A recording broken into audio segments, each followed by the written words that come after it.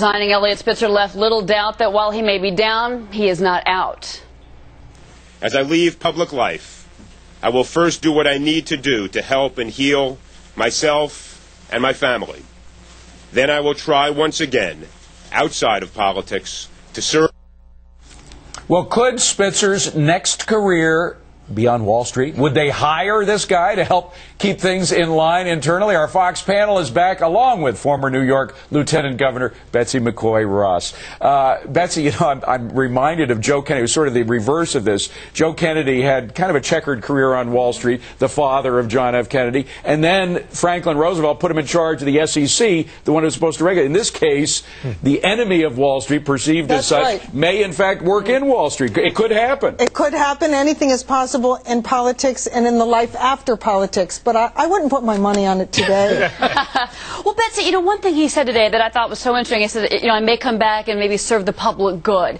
And in my mind, I thought to myself, does he think he's going to come back and either be back in public office and service somehow, or do you think it could be a business move? Actually, I heard a very clear assurance that he would not enter public life again. But serving the public good could be maybe a business statement that he's going to be... Or founding a not-for-profit. Yeah, but Mike, you know, I think of another example. I mentioned Joe Kennedy. Prosecutors who prosecute drug dealers, very often, I'm familiar with the Miami scene, they turn corners and become the lawyers of the drug dealers. So people do that all the time. A Wall Street firm that has Eliot Spitzer working for them might get a lot of business. Yeah, it might get a lot of business. You're right. I mean, it's like former SEC guys going to work for, you know, they know the securities laws better than anybody. They know the regulatory environment. There's no question about it. Look, he's in a, you know, he screwed up. He messed up from a, you know, he made a, everybody is flawed in one way or another. He made a tragic mistake. It destroyed his life as a public person. Nobody's going to argue that he's not a smart man. I mean, he clearly is. He's very ambitious. He's very aggressive. Look, as Betsy says, you know, stranger things have happened. Wouldn't bet on it right away because I think everyone's glad he's out. But Peter, what do you make of all the enemies that he has on Wall Street? I mean, there was no one down on the floor anywhere in New York City that I heard that was sad to see him in the predicament that he was in. Well, I mean, that probably means at least some of the things that he did were right. I mean, maybe his tactics weren't the greatest, but I mean, obviously, if nobody down there, everybody loved him on Wall Street, he couldn't have been doing his job. But, you know, I have no idea where he's going to end up. You know, the woman who regulated me at the NASD took a job on Wall Street. That happens all the time.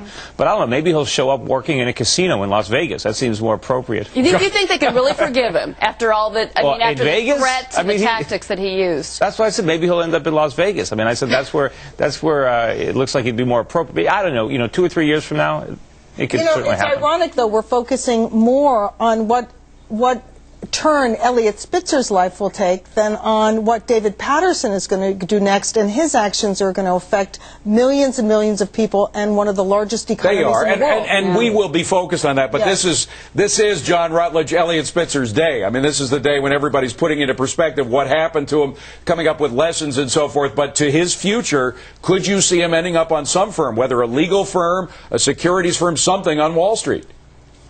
The best public service Eliot Spitzer can perform is to simply go away.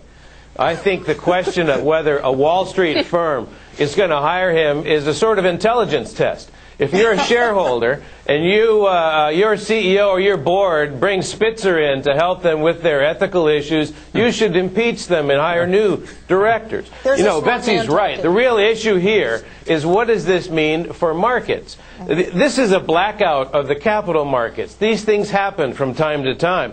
Blackouts scare people. Scared people look for witch hunts.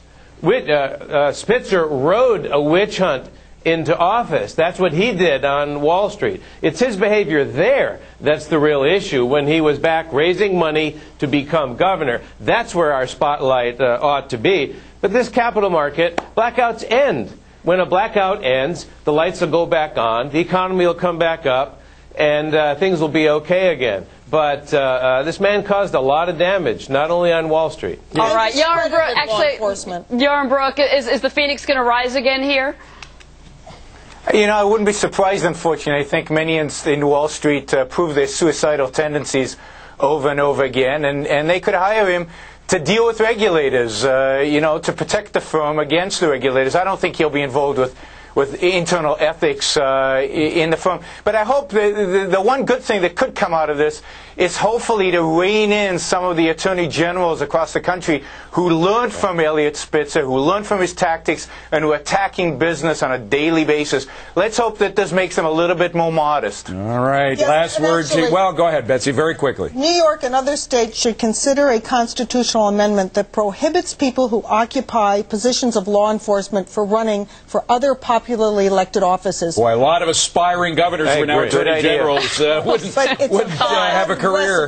All right, we got to leave it at that. Adding up the cost of the Iraq War. Well, some claim the final price tag may be, but is it accurate? That's next on Fox Business.